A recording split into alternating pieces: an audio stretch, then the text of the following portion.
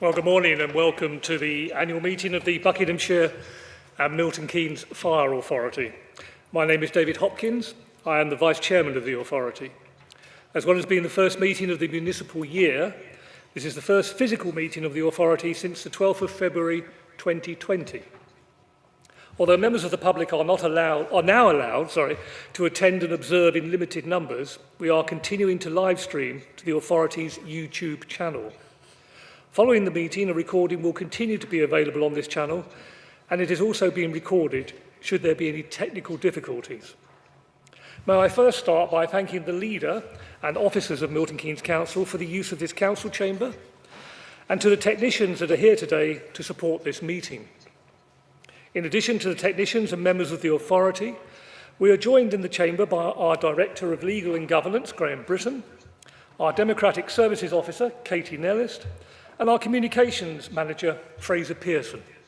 And just briefly, I'll break off just to say that Fraser is retiring from the Authority at the end of July. This will be the last full meeting of the Authority, so thank you very much indeed for 25 years of dedicated service to Buckinghamshire and to the Fire Authority. Thank you, Fraser, very much.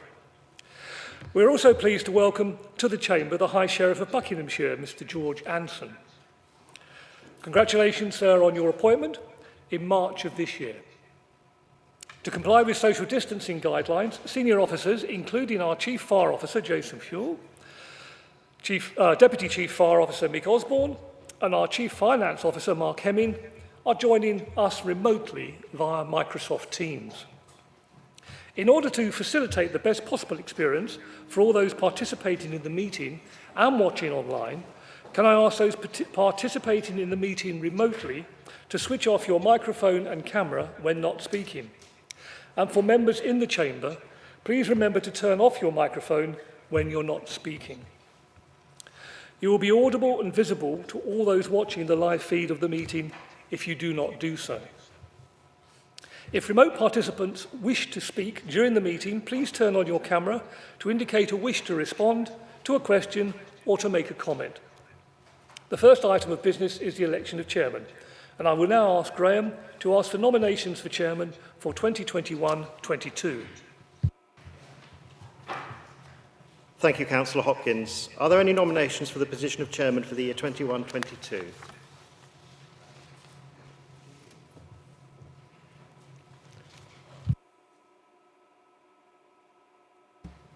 I'd like to nominate Councillor Leslie Clark. Thank you, Councillor Hall. Is there a seconder for that nomination?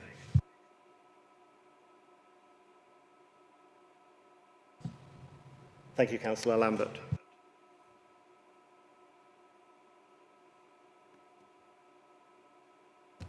There being no other seconded nominations, I can confirm that Councillor Clark, OBE, is duly elected as chairman by silent assent. Thank you very much indeed, members. And may I say welcome to Milton Keynes and finding the council chamber.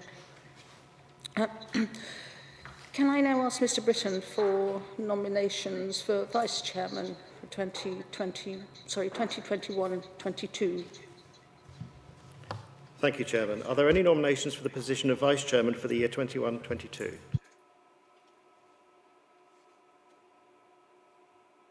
I'll nominate Councillor David Hopkins, please. Thank you, Councillor McLean.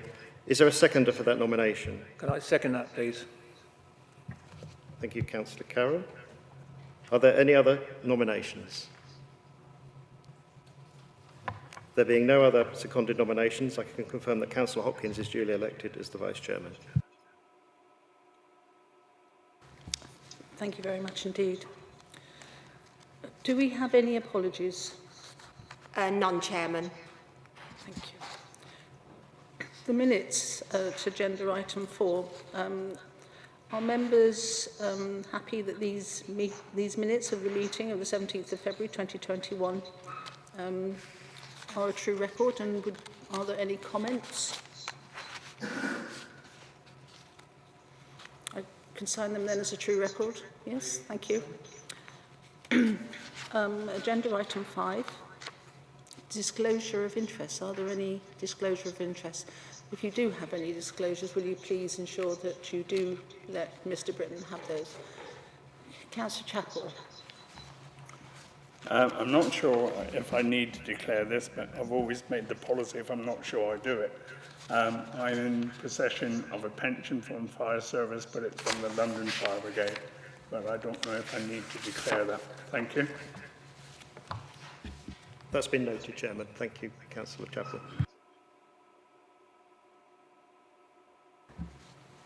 You all have in front of you a copy of Chairman's announcements. I would like to put on record our thanks to the Democratic reporter, David Tooley, who I understand this is his last meeting, and I'd just like to put on record our thanks to him, although he hasn't always been friendly, but we accept that he's democratic. The Fire Authority members that left this year, the last council year, were Andrew Cole, Wendy Mallon, Douglas McCall, Tim Mills, Hannah Minns and Liz Walsh, and I'd like to thank them for their service on the authority. And I do welcome our new members from Buckingham Council, Ralph Bagg, Bill Chappell, Ashley Waite and Matthew Walsh, and the 2 new members from Milton Keynes Council, Emily Darlington and Alan Rankin. Sorry, I couldn't see you, Mr Suchbury. On. Either one. Thank you very much. I was interested in your comment. Can you define what's not democratic?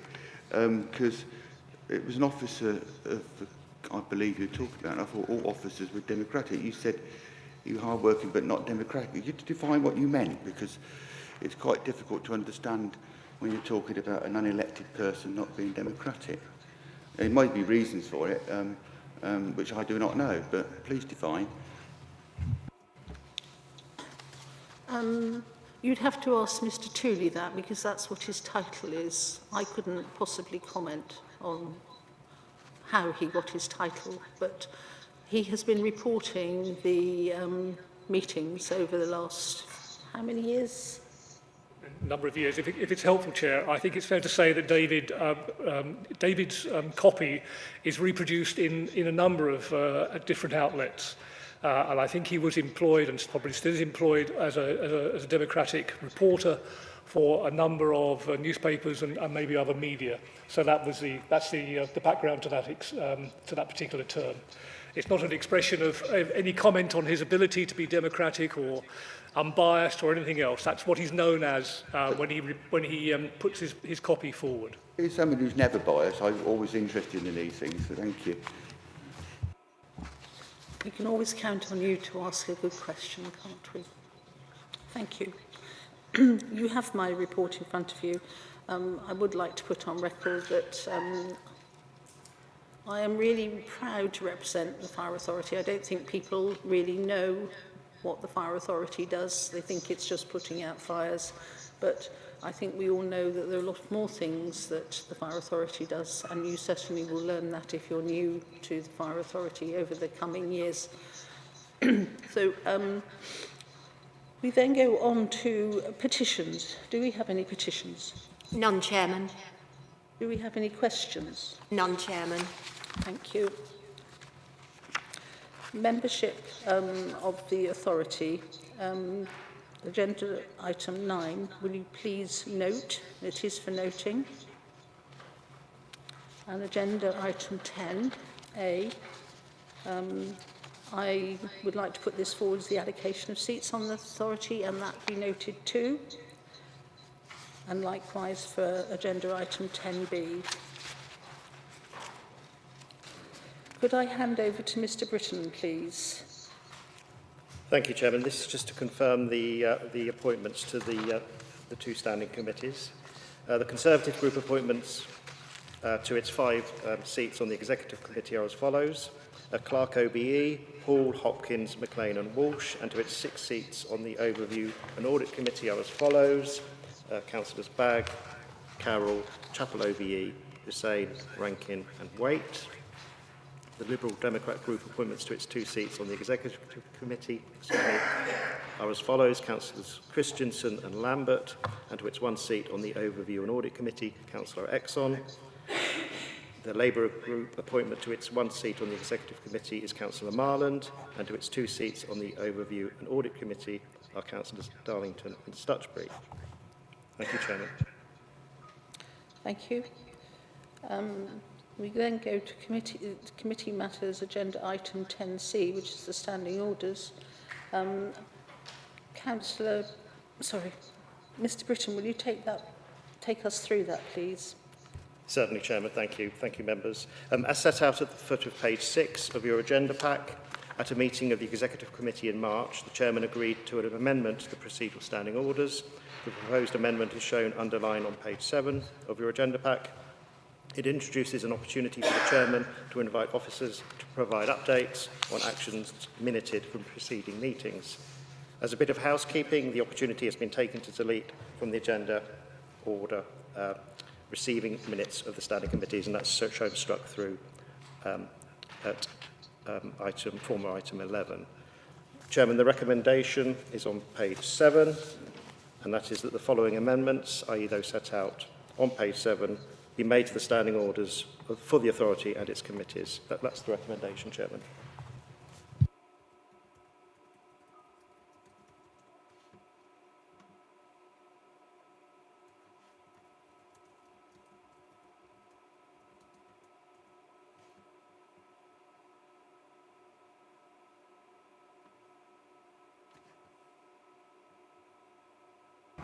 Yes, I'm awfully sorry. I'm used to them switching on their own. Apologies. Agenda item 11 is the calendar of meetings on page 8, and that takes us through to March 2022.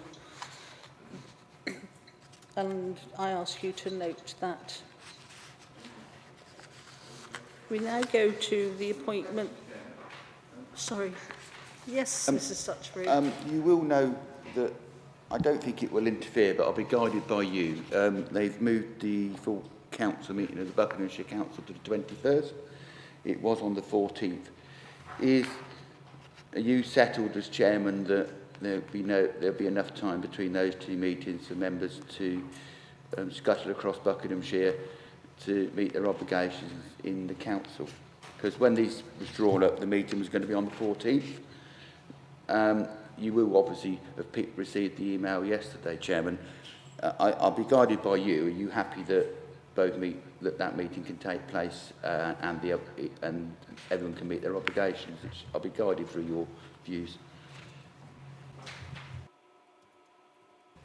I thank you for that, but we were only informed of that last evening, of the changes of that. If we have to move the meeting of the 21st of the 21st of July, which is your O&A meeting, if we have to move that, I believe it's in the morning, and I believe that the full council for Buckinghamshire Council is in the afternoon. So I shouldn't imagine, with any stretch of the imagination, that they would clash, ever. No, I don't think they would, Chairman. It's just that it's worth noting, because we are a very large, Buckinghamshire is a very large place, and I'm well aware of other people's commitments. Thank you. We have checked the dates, actually, and we went through them, but as I said, we were only informed of that change yesterday, so if we have to do any slight amendments, that will be reported at the next time. Can I hand over to Mr. Britton, please, for the next item? Thank you, Chairman. The next item on the agenda is appointment of representatives to outside bodies. There are a list of outside bodies enumerated there from 12A through to 12E and Roman I and Roman II. Chairman, I propose that this could be dealt with by looking for nominations to those appointments en bloc. So what I would propose is to go through for the benefit of the viewers, the list of appointments and seek nominations. I believe we have to have somebody propose it done en bloc and I will seconded. support the proposal to take these on block, Chair. Thank you. Thank Thank you, Chairman. I have that seconded as well. Thank you. Thank you, members. So to the following bodies, the Local Government Association Annual Conference, that's to appoint 2 members to attend as the authority's representatives. B, the Local Government Association Fire Commission, that's to appoint 1 member and a standing deputy. C is the Local Government Association Annual Fire Conference, that's to appoint 2 members to attend as the authority's representatives. D is the Combined Fire Authorities Conference, which is to appoint, 2 members to attend as the authorities' representatives at the Combined Fire Authorities Conference. 12E is the Thames Valley Fire Control Service Joint Committee. We have 2 representatives on that committee, members, so we'd be looking for 2 representatives to sit on that joint committee, and the constitution of that joint committee permits 2 substitute members, so we're also looking to nominate 2 substitute members in the event that the 2 representatives are unable to attend. So I'm looking for nominations, Chairman, into those posts.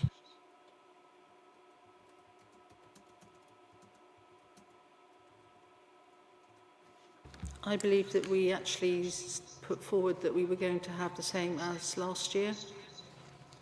Mr. Britton? Chairman, so that would be, Chairman, in terms of, if I just take them by letter, so to A, it would be the Chairman and the Vice Chairman. B would be the Chairman and the Vice Chairman C would be the Chairman and the Vice Chairman. D would be the Chairman and the Vice Chairman. And E, which is the Thames Valley Fire Control Service Joint Committee, that would be the Chairman and Councillor Stephen Lambert. And the substitute members, that would be Councillor Hopkins and Councillor Carroll. If I could have a proposer for those, Are Chairman. we in agreement for that? Could I see a proposer and a seconder? Thank you. Thank you, Chairman. I can see that's been proposed and seconded. Are there any other nominations for those positions? Those nominations are carried, Chairman.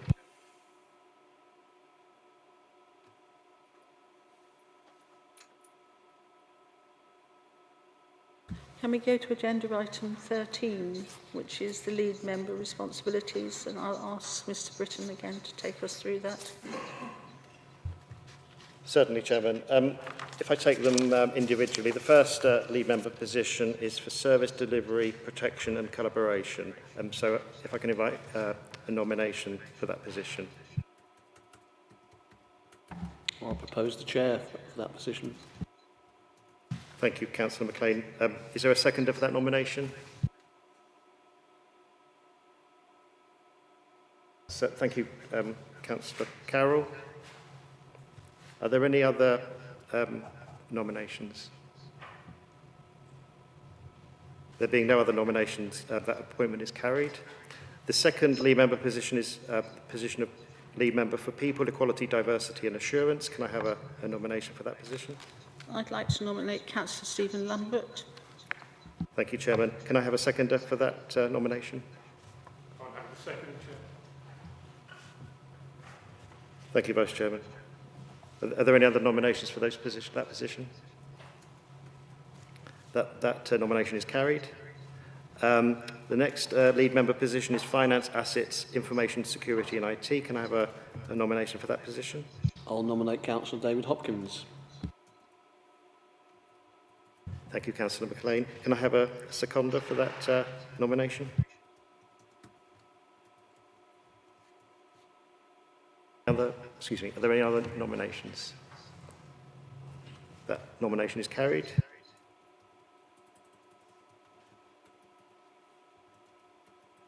Sorry, I didn't have my mic on. Final lead member position is lead member of Health and Safety and Corporate Risk. Can I have a nomination for that position, please? Councillor McLean. Thank you, Vice Chairman. I would second that. Thank you, Chairman. Are there any other nominees? That nomination is carried. Chairman, that concludes the lead member allocations.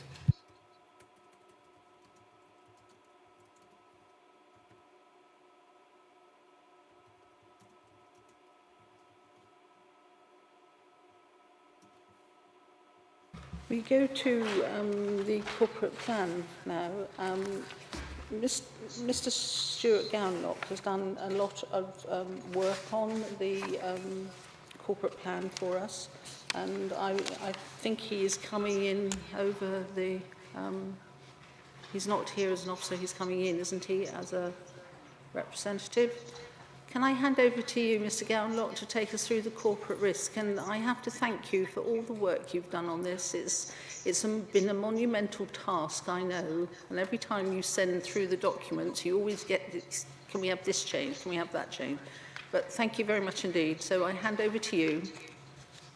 Thank you, Chairman. Good morning, members. So this item is structured into two interrelated parts, which is reflected obviously in the paper before you. I think in the first instance, I'll deal with Appendix 2, which is at pages 45 to 62 of your papers. As you can see, for each item of the original plan that was approved last year, we've provided a report which shows what has been completed during the first year of the plan, and then provides a status report for the remaining items using the RAG system, the key to which is at page 45 of your pack. Of the 47 projects and work streams that were set out in the original plan, 12 have now been completed or are embedded as ongoing business as usual. None are at RAG status, which is good news, as if there were any, it would mean that they were irrecoverably off track. 11 are amber, which means they are somewhat behind where we would like them to be at this point, but recoverable. As you will have seen from the status reports, in some instances this is due to the impact of COVID on our ability to resource and or progress particular projects. Finally, 20 are at green, which means they are broadly where we would expect them to be at this point. You'll also see there are 4 items without a RAG status marked NA. That's because they were not due to start during the first year of the plan. The eagle-eyed one you might have spotted at the foot of page 57 of your papers. There is a little error, as item SE 2.1 is marked green but colour-coded amber. Existing members who've been monitoring progress with the national ESNCP project, for which this item has a significant dependency on, will know that that's one is very certainly an amber. So that's just a little correction there. The last part of Appendix 2 reports the outcome of the streamlining exercise carried out by the senior management team. And basically what we've done here is consolidate items that are thematically similar and or have strong interdependencies. The biggest changes are to items that are related to ongoing work in relation to the evaluation of risk in the community, operational resourcing, the people-related themes, which have been boiled down to 3 items linked to the HR lifecycle, and finally property, that has been consolidated into a single item that will consider our property estate requirements as a whole. The net effect of all of this is that we've boiled down the programme to be pursued over the remaining 4 years of the plan from 47 to 22 items. The streamlined programme is set out at pages 8 to 12 of Appendix 1, which is 37 to 41 in your papers. You will also have seen that we've added some additional information to show who is responsible for driving each aspect of the programme forward, both at SMT level and who is delivering on delivery of the groundwork at a tactical level. The document has also been updated to reflect the latest financial projections that were reported to the Fire Authority in February, so you will see a summary of that at page 33 of your packs. The rest of the document is pretty much the same as was originally reported to the authority this time last year. Just to make mention of the fact, obviously, that yes, we're giving you an update now, but of course, we also do need to keep the plan under active review, both for 2 main reasons. One, obviously, the uncertainties with our future outlook are obviously still very much present. And in addition, as members will be aware, we are currently under inspection by the HMIC FRS, that's Her Majesty's Inspectorate of Constabulary and Fire and Rescue Services. This is the second full inspection of the service that they've carried out. The first was done in 2019, and you'll have seen that the corporate plan includes areas for improvement that were identified by the inspectorate in their report on their findings. We expect to receive the findings of the current inspection towards the end of the year, and we will need to review and potentially update the plan again in light of this. We will also, of course, report back to you on all of that at future meetings as things unfold. So in the meantime, thank you very much for your attention, and I will now hand back to the Chairman for any questions or comments that you might have. Thank you. Thank you very much indeed, Mr Gownlock. This is very much a living document, which I would suggest that if you would make sure that you have read it. It is one of those documents which is a bit, I don't want to say wordy. If you do feel the need to be able to drop off, it is one of those that I would recommend that you do read. But it does show what we're going to be doing over the next 4 years. And it is very much something that we will be bringing back to members most times, at least once a year, and I know we look at it. Councillor Suchbury, you have a question. Yeah, well, firstly, through you, Chairman, thank you very much for the report, and thank you for the context that the officers presented it in. But on page 33 or page 4, whichever you wish to, it is clear, isn't it, to us that earmark reserves disappear in 2023. Our finances are challenged going forward. As you well know, Chairman, you spoke out about this matter. We cannot be in silence about these matters. We cannot sit still, because we do need to have a settlement which allows us to protect all the residents in Buckinghamshire, keep all the fire service open, keep all the quality staff. At the moment, our figures showing in the graph are less than convincing and look entirely negative going forward.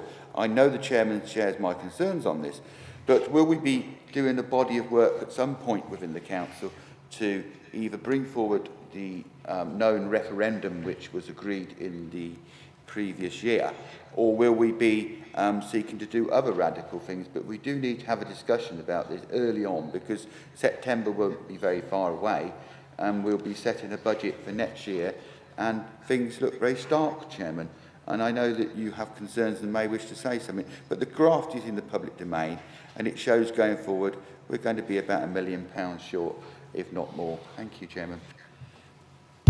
As I said to you, it is very much a working document or a living document. It is something that we look at quite a lot. You know that we're in discussions with MCHLG over finances, and that is ongoing.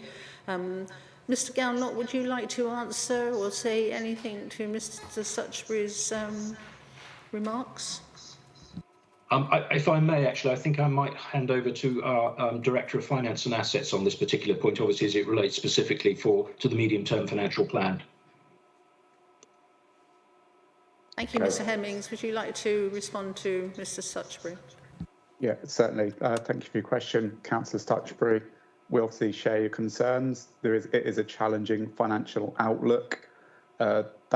Budget was set in February. We have had since some positive news around business rates projections since then, which improves the picture slightly, albeit there are still some difficult decisions we may need to make. The plan is to bring an update to members on the annual financial strategy over the coming months to look at potential options for savings, whether we as an authority choose to borrow or other options available to us. So that will be coming in due course. And it is something, and as the Chairman says, we continue to lobby central government as well to increase that referendum limit to give us more options. But as the members will recall, they did approve a referendum reserve. So there is money set aside for a future referendum should members wish to take that option when it comes to setting the budget in February next year. Thank you very much for you, Chairman. I'm very grateful for that response, but we have a different collection of members on the authority than the Chairman was coasting through in the year of the pandemic. So I do think we need to, through you, Chairman, bring back a full discussion of these matters at an early meeting of the authority, because I know that you'll be working very hard and treading very hard under the water to try and make these things work forward. But silence on these things isn't the option.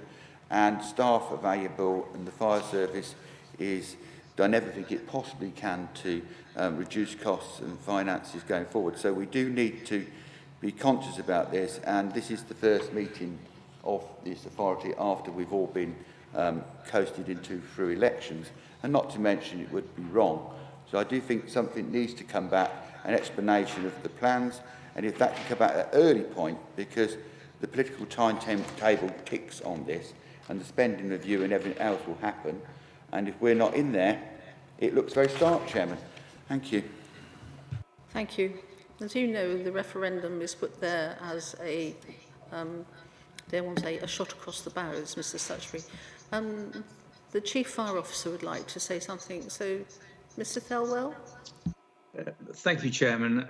I'm glad that Mark jumped in, because funnily enough, we had this conversation this morning about actually updating the financial strategy. Mark has already identified that there are some positives. There is some positive news coming through in terms of the funding going forward. But just to reinforce what Mark has said, we will bring forward an updated financial strategy in terms of, we will go through the financial strategy again, and we will identify the options for members. That will include referendum, will include borrowing, will also include alternative options to bridge the financial gap as we move forward. I also think as well, it would be helpful as well if we include the history, if you like, of why we're here, etc., as we move forward for new members as well, so members can have an understanding of our future plans. Thank you, Mr. Thelwell. I think that is a very good idea.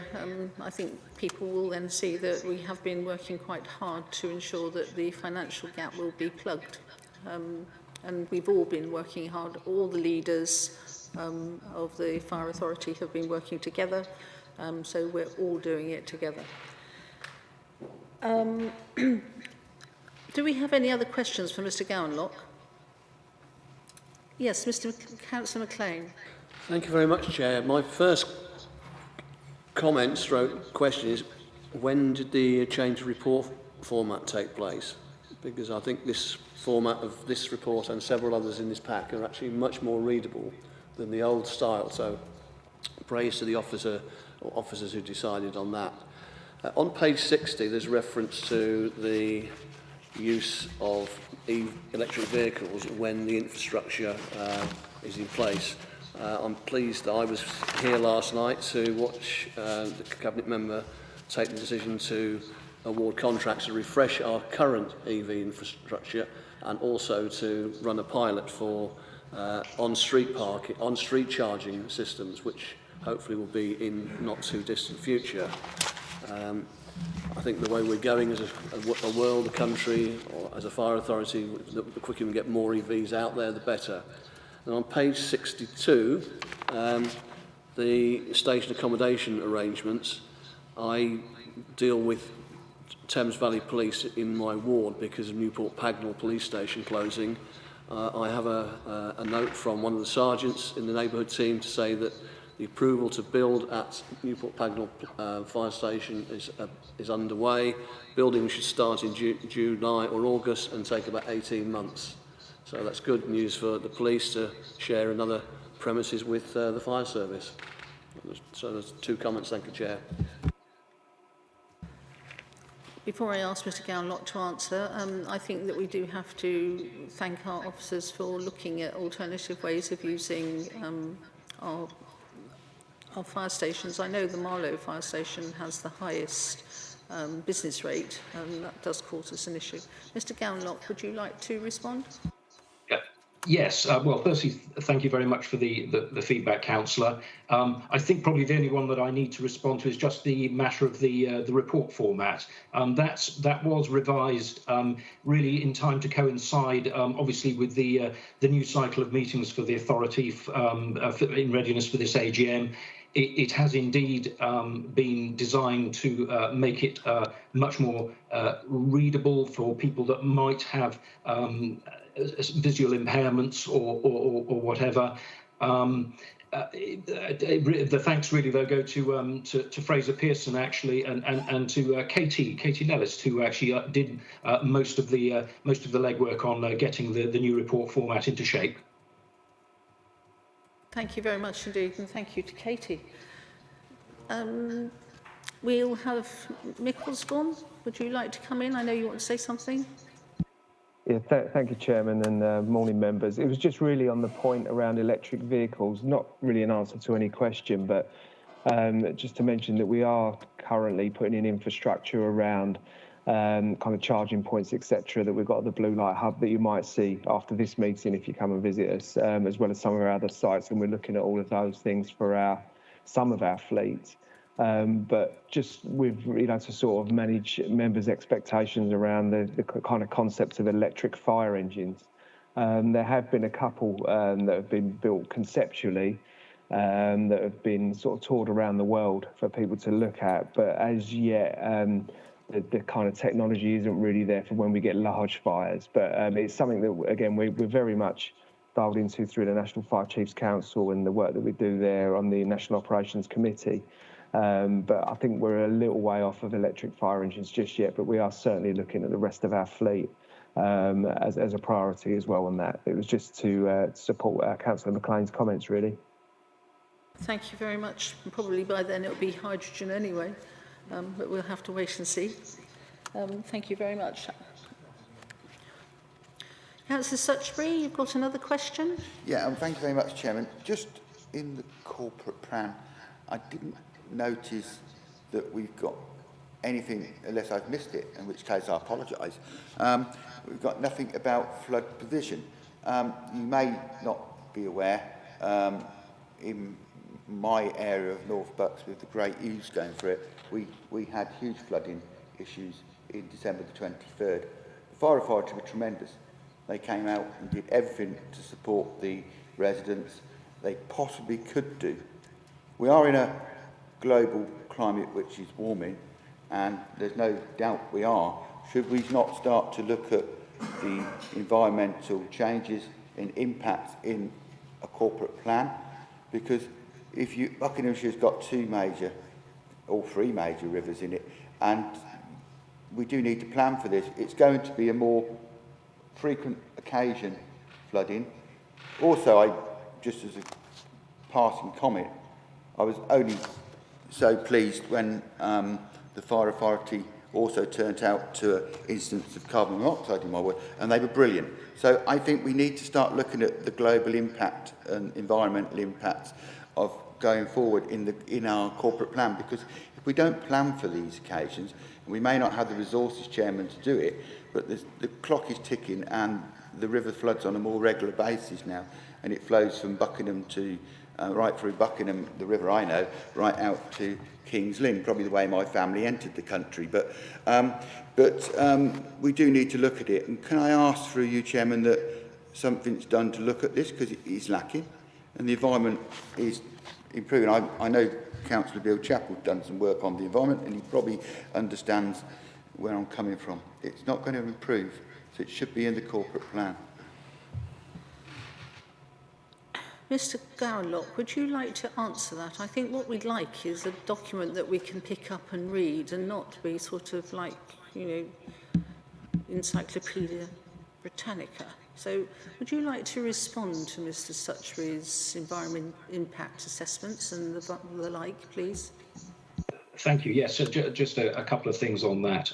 Firstly, this area is addressed, in fact, in the public safety plan, which is the public safety plan and the corporate plan are in many ways the two sides of the same coin. And we do address issues around climate in the safety plan. And it kind of both, it largely as a sort of area, obviously, of civil contingencies. So that's the first thing. Then in terms, although we haven't actually sort of specifically referenced flooding by name in the corporate plan, there are nonetheless obviously reviews of our capabilities in light of the risks that we face, and it kind of gets wrapped up at a lower level of detail in the planning process. So it's not that we've overlooked it, and we do keep these sorts of capabilities under review all the time, both for things like climate change, but also, of course, for strategic infrastructure changes as well. Obviously, as members will be aware, there are huge changes going on around the county, and obviously, not least of which is HS2, and we have a strategic infrastructure review group which monitors all of those developments very closely, and obviously that's with a view to identifying where we might need additional capabilities or capacity to be able to address particular risks. So it does get picked up in the round. Well, thank you for that response, and I take it in the tone it's meant, but it isn't actually mentioned specifically in it then.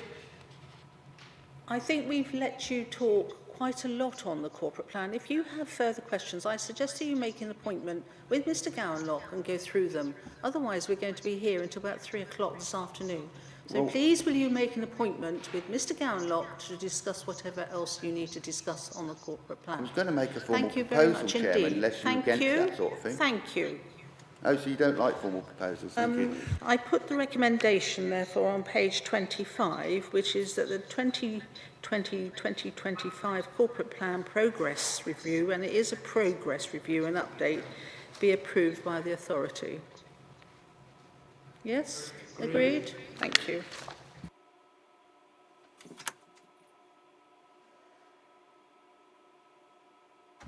We go to the next agenda item, which is agenda item 15, and this is Equality, Diversity and Inclusion Objectives 2020-2025. Councillor Lambert, do you want to add anything before we hand over to Annie Stunnell? Thank you, Chair. I would just like to add a couple of things, if I may. Firstly, the service absolutely takes its responsibility for people, equality, diversity, assurance and inclusion, so much so that they have a cabinet member a lead member specifically for that. And this is building on a number of years' worth of work internally and collaboratively across the fire services that we work with locally in our region, such as Oxfordshire and Royal Berkshire, as well as nationally, and along with other fire-related organisations. The strategic enablers that we've just gone through in Mr. Gowanlock's report, you can see some of the projects in there on page 54 to 56 and their status on it, the green status. That adding onto that of our HMI rating of our last term was exceptionally good. And I want to put on record my thanks to the volunteers that come through from our staff teams to be part of the EDI group, who are volunteers from within the organisation who have helped shape all of this together. I couldn't name them all because that would be too long and complicated, but they've come together, given up their spare time and really put thought into how we can be a service that reflects the needs, wants of our own service staff, but also that of the communities that we serve. So I want to put on record my thanks to the EDI group for doing that, for Anne Stunnell for all of her work coordinating that work and for the authoring of this report, and for Mick Osborne, the Deputy Chief Fire Officer, for providing that strategic leadership and oversight of the whole objective piece around people. So thank you, Chairman. I'd like to hand over to Anne, please. Thank you. And I'd like to say thank you before we hand over to Annie Stunnell. I know you've done an incredible amount of work with this, and we do thank the volunteers of the staff that's got together.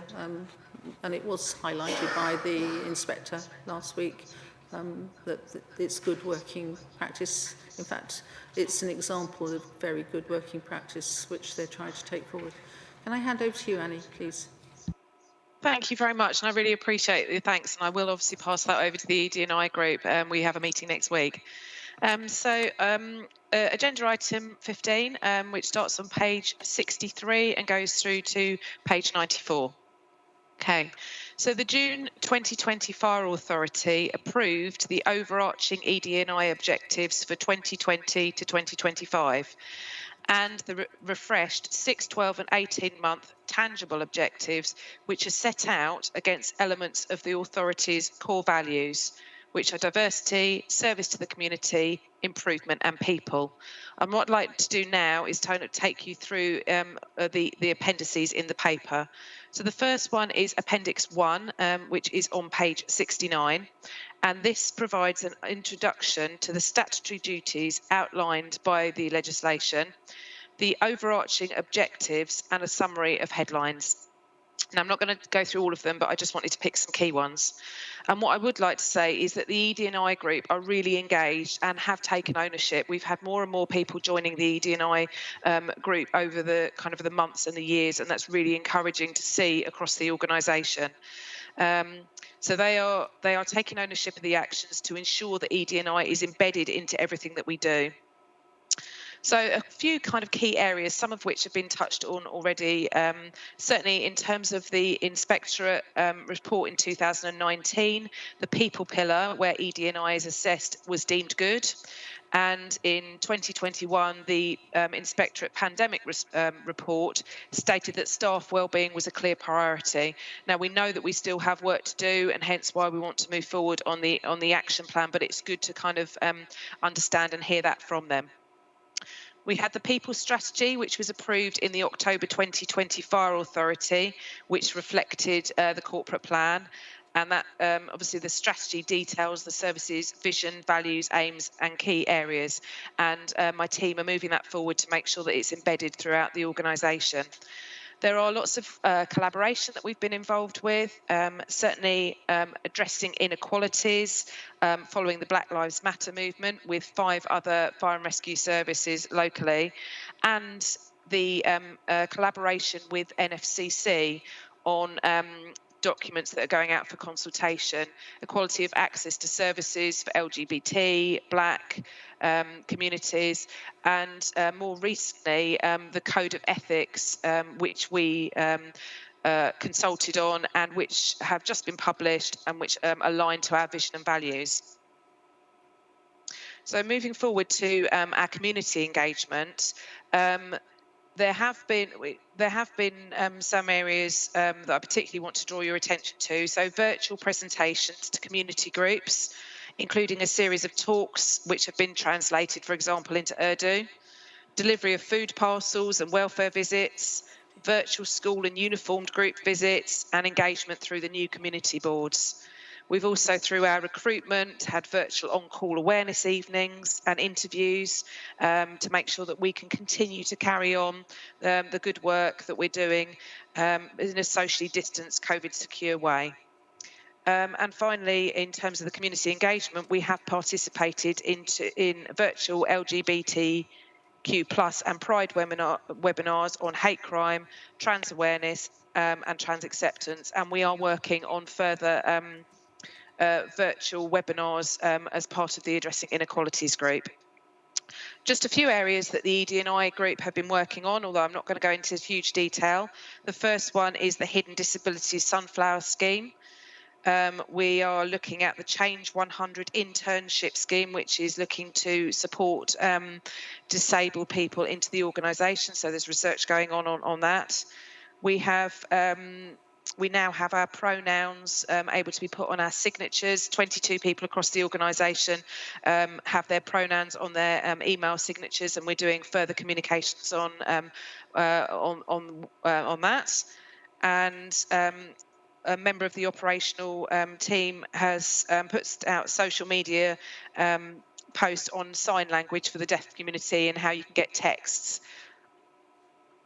So moving on to Appendix 2, this shows the 6, 12 and 18 to 24-month objectives.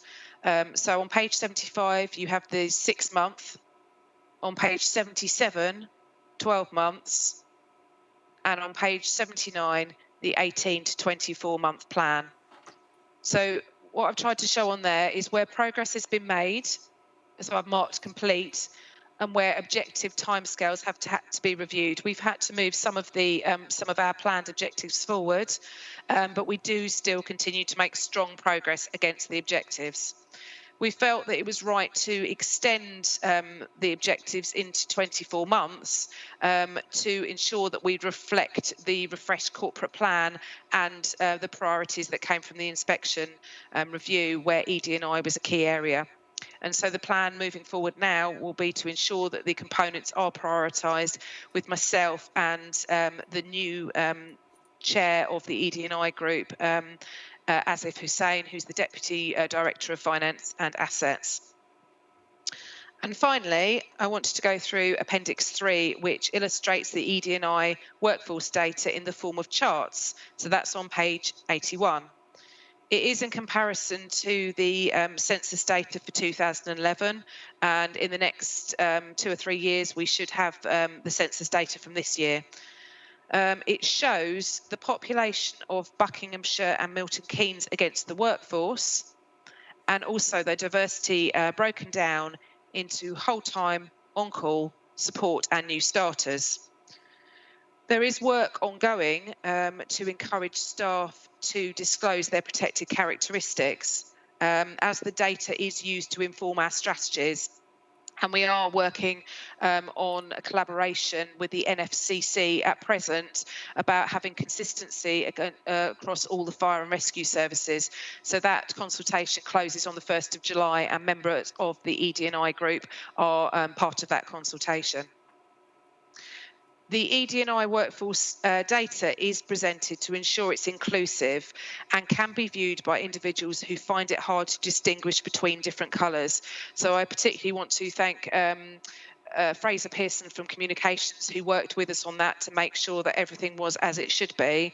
And we want to make sure that this approach is used in all future papers. We have reported the current data set for a number of years and are refreshing the way that we collect and present the data. This will help us to inform our objective setting. So what we've shown in Appendix 3 is the 2018 to 2021 data because it's the best comparison over the 3 years.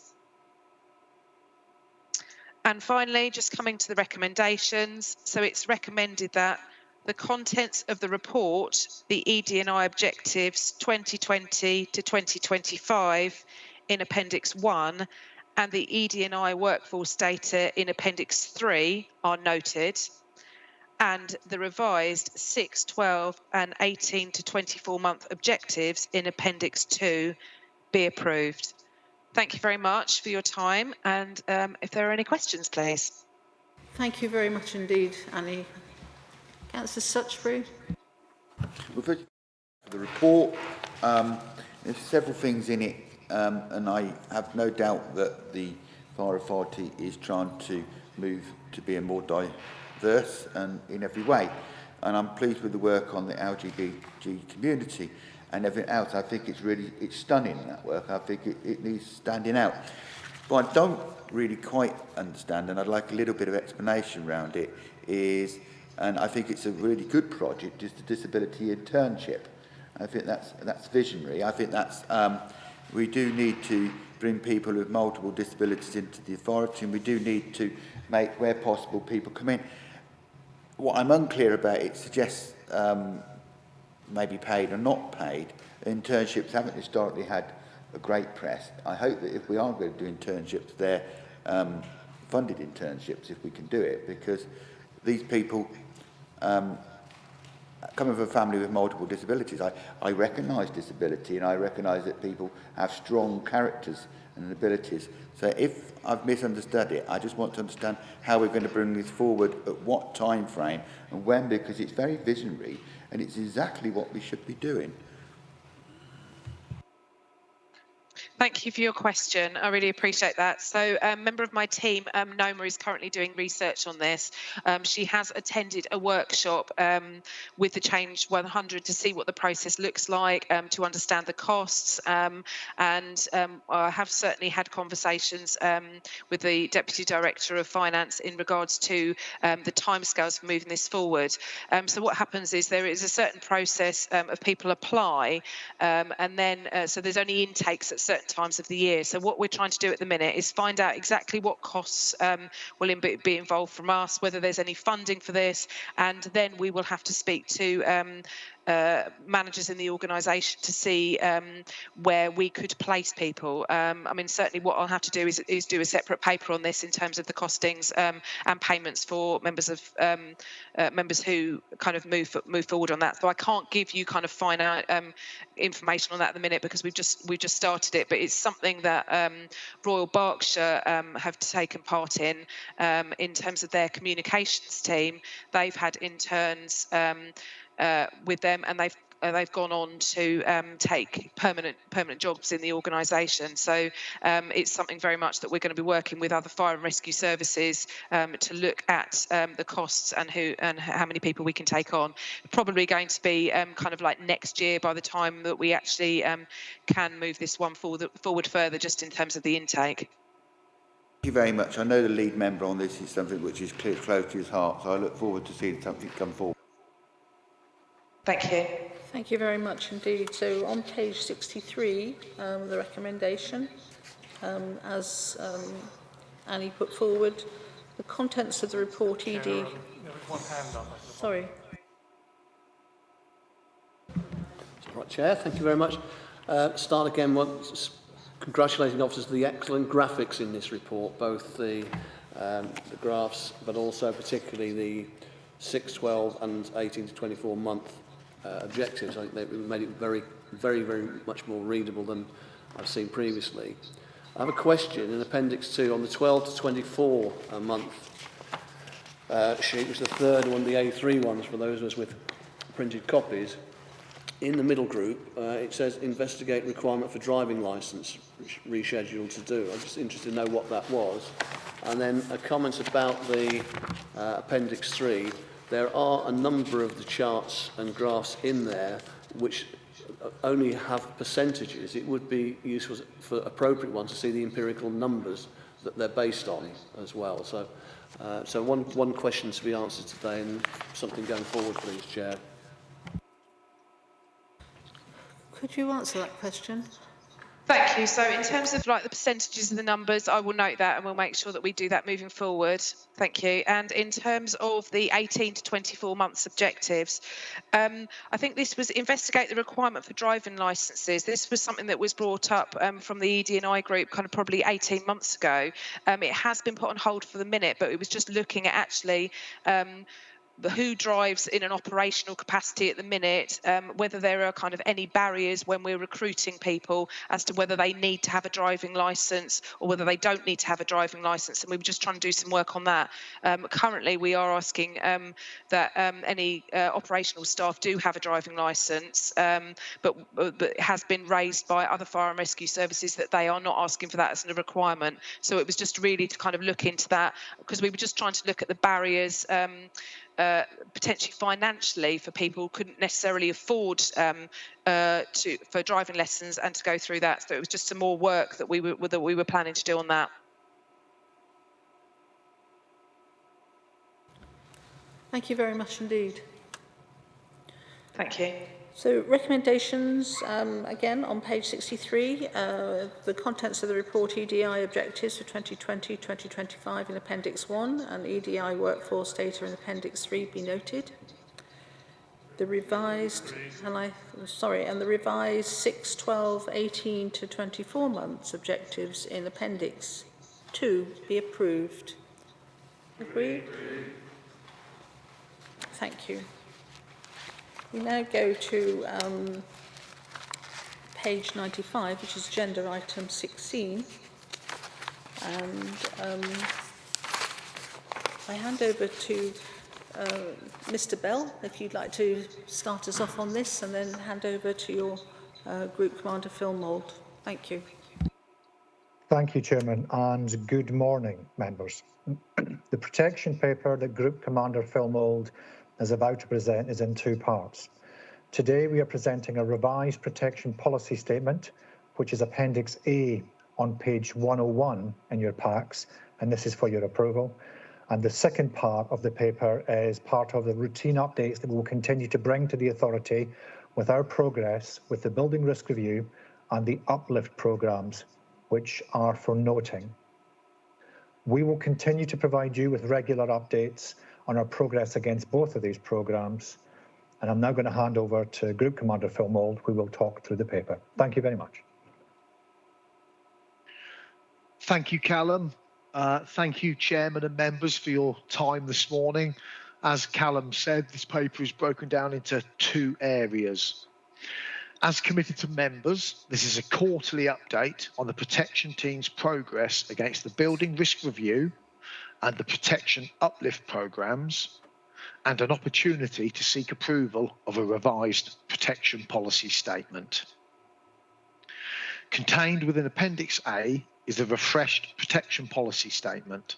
This is a much shortened and in line with the regulator's code. It clearly sets out the Fire Authority's commitment to support the responsible persons where appropriate and take the proportionate level of enforcement action where required. Following approval, the aim is to publish the protection policy statement on the external website, as we do with other policy statements. We will also aim to do this with further relevant protection procedures as and when refreshed and approved, giving greater access to members of the public. Appendix B relates to the Building Risk Review progress based on our activities submitted through the National Fire Chiefs Council's Timely portal. You will see within the appendix that we have reported back on 50 premises so far and are on target to complete this work by mid-July this year, which will be ahead of the December deadline. The further appendices give information on current activities being undertaken. Also, a specific question was raised at the last full Fire Authority meeting regarding premises figures provided by the Home Office compared to those held by Buckinghamshire Fire and Rescue Service. A comparison can be seen within Appendix E. As an additional side note, additional grant funding has now been allocated to UK Fire and Rescue Services for the period 2021-22. Buckinghamshire Fire and Rescue Service have been allocated £195,925.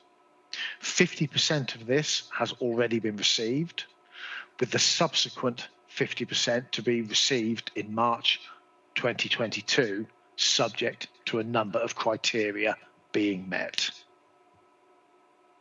I would now like to open for questions, Chairman. Thank you very much indeed. I think members are very aware of the work that we're doing on this, and we are in consultation with various planning departments of the councils that we are members of. Councillor Marlon, would you like to give us a quick update of what Milton Keynes Council has done about buildings over 18 metres, please? Because I think you've put in something really clever, and we're trying now to emulate that in Buckinghamshire. Thank you. Thank you. It's not necessarily buildings over 18 metres, but it was one of the evidential basis that Milton Keynes has undertaken an Article 4 regulation in central Milton Keynes to remove permitted development rights for office conversions from business and commercial premises into residential, and one of the things that we worked on was around fire regulations and the internal works, because I know you and I have discussed this with Councillor Lambert and Councillor Hopkins, is that one of the concerns of the Fire Authority is where works are undertaken to change the internal modelling of buildings, that then compromises the original fire safety and the original fire protection schemes within those buildings. For instance, where you have to put one of the issues that seems to be coming out of the Grenfell report is where additional cables, for instance, for internet or for sewage and things are punched through internal fire break walls. That can allow fire to spread, and those things are not always picked up by private building control. And so it was with the evidential basis on which, one of the evidential basis on which we brought in Article 4 in Milton Keynes city centre. Thank you. I think it shows that there is quite a lot of work being done by the authority. We do accept that this is a ongoing work, very, very necessary. And I think it would be really good if Buckinghamshire can also look at this clause to stop predetermination, rather something rights that where you can just build without coming into planning. And also the building control officer is not always the building control officer that the local authority has. It could be somebody that they've employed from somewhere else. So there's a lot of work on this. And I do thank you, Phil, for all the work that you've done, because I know it's an ongoing task. I also thank Councillor Marland for his update. Are we happy with the report? Do we have any questions? I put the recommendation then on page 95. It is recommended that building risk review update be noted and the draft protection policy statement be approved, and obviously this will be brought to us if there are any changes during the year or any updates. Thank you very much indeed. Thank you, Phil. Thank you. Thank you. Thank you very much, Chairman. Thank you. We now go to agenda item, oh gosh, not even there. Agenda item 17, which is on page 117, USAR. If we get the opportunity to go and look at a demonstration of USAR, you will chop your hands and legs off to get there, because it is absolutely fantastic. You are just overwhelmed with what the Fire Authority does in USAR, and it really is something to behold. So I hand over to Area Commander Steve Wells, so follow that. And please update us on agenda item 17, which is USAR training facility at Aylesbury. Thank you. Thank you, Chairman, and good afternoon, members. Obviously, this particular item, as the report title relates to the Urban Search and Rescue Training Rig at Aylesbury. I would like to invite Station Commander Kevin Mercer to present this particular paper. Kevin has managerial responsibility for our operational station in Aylesbury and also the Urban Search and Rescue capability. Thank you. Thank you, sir. And thank you, Chairman, for your kind words. Good afternoon, all members of the Fire Authority and colleagues. Thank you for inviting me here today to present the business case for the inclusion of the USAR specific training facility at Aylesbury Fire Station.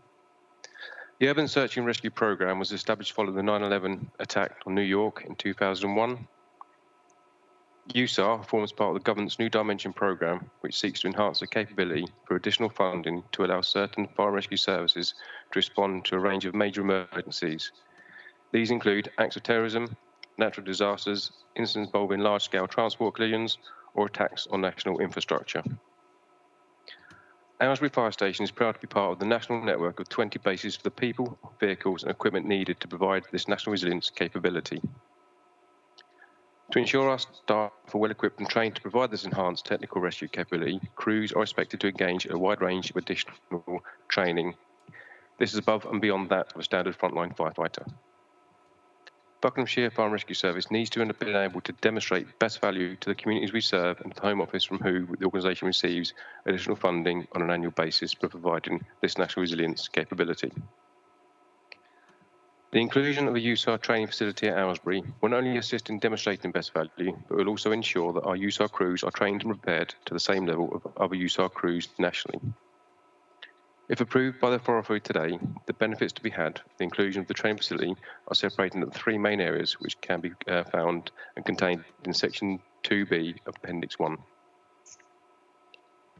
The first one being invest to save. The financial cost of the authority providing the USAR capability could be significantly reduced if training could take place in-house and on-site. This would result in £10,800 cashable savings in relation to current annual LACE.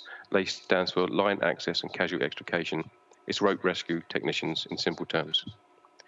LACE training costs will be removed from the budget. In addition to this, it will reduce overtime, bank cover costs, which will reduce to the financial burden on our existing constrained budget. Invest to protect. Having a dedicated training facility at the same location as our USAR crews will offer a much higher frequency of training. This will ensure our staff are safer while demonstrating to the authority's commitment to health, safety and wellbeing of its employees. An added benefit of the proposed style of training rig is it will provide additional work and higher training opportunities for operational staff across the service. This again will help provide better value for money for the communities we serve. Finally, invest to secure. A USAR-specific training facility at Aylesbury will help demonstrate the authority's commitment to the National Resilience Assurance Team who report back to the Home Office. This is for providing the capability. This is a critical time as we progress through the new Dimension 2 review commissioned by the Home Office, and this could play a vital role in securing future USAR funding to the authority. The provision of the rig at Aylesbury will also provide an opportunity for the authority to demonstrate to the National Resilience Assurance Team that funding provided to support the purchase of USAR-specific training facility has effectively been utilised. I now open to any questions, and again, thank you for the opportunity. There is one more bit, actually. We, of course, would like to welcome any one of you to the fire station to showcase our USAR capability, or in the chairman's words, once restrictions permit, we would put on a show to demonstrate exactly what they can do to showcase some of the equipment and the staff that perform this amazing capability. Thank you. Any questions? Thank you very much indeed. I can't see your name, but I will take you before I take Mr. Stutchby, who seems to be taking over. Yes, Anders, sorry. Thank you, Christensen. I mean, the business case in the paper speaks for itself. I think it's a fairly easy decision. But for the sake of good order, I do have a couple of questions just to get clarity. One is in relation to the expected lifespan of the USAR training rig. The paper doesn't talk about how long it's expected to last before we then need to reinvest in its replacement. And the second question is the paper also talks about ongoing maintenance and inspection costs. It only talks about the savings we'll make, but not what the new cost will be to maintain the rig. So it would be useful just to know those before we make a decision, please. Mr. Wells, do you want to answer that?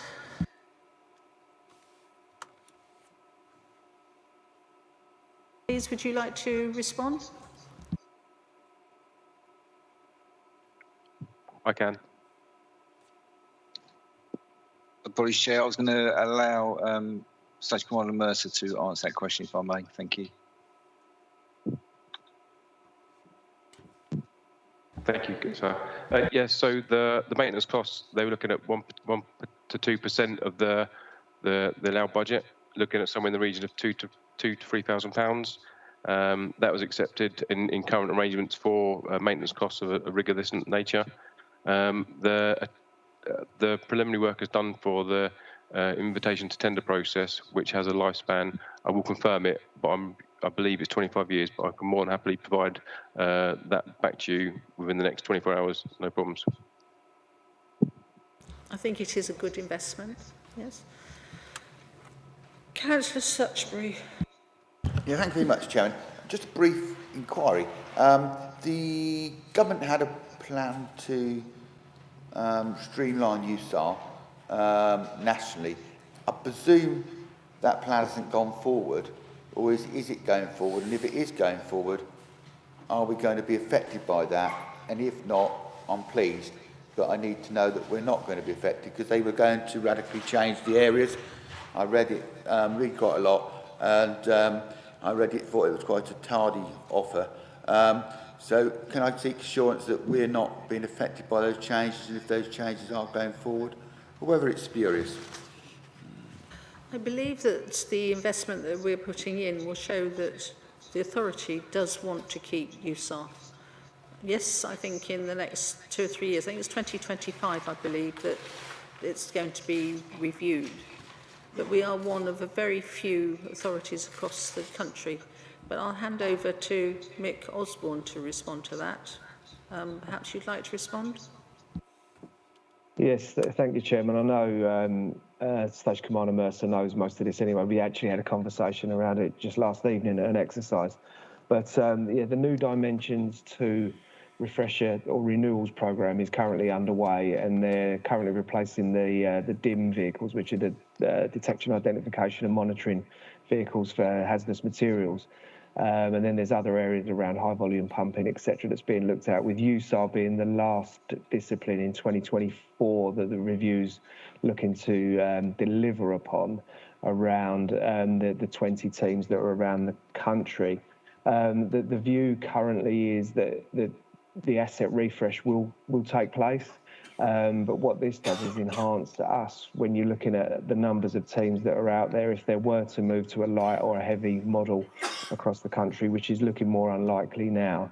By us being able to provide our own assurance and the capability that we do provide, then this would put us in a much stronger position with regard to that asset refresh moving forward. But as you know, Chairman, I sit on the National Operations Committee with the National Fire Chiefs Council, where national resilience is given an update and slot on the agenda at every meeting, and all of the kind of the noises that are coming out around the new dimensions refresh is that it's looking more and more likely that the asset refresh will take place from 2024 onwards. So this will only enhance kind of our position within that nationally. I hope that helps. Thank you very much. When I mow my lawn, I'm going to call it asset refresh now. Thank you very much indeed. I'd like to put the recommendation then on page 117 that the Fire Authority approve the business case. Can I hear agreement? Agreed. Thank you. Thank you very much indeed. That concludes the business of the annual meeting, and I thank you very much indeed for being here. Please do not leave yet. The Director of Legal and Governance will now confirm from ICT that the technicians have ceased the webcast. Kate.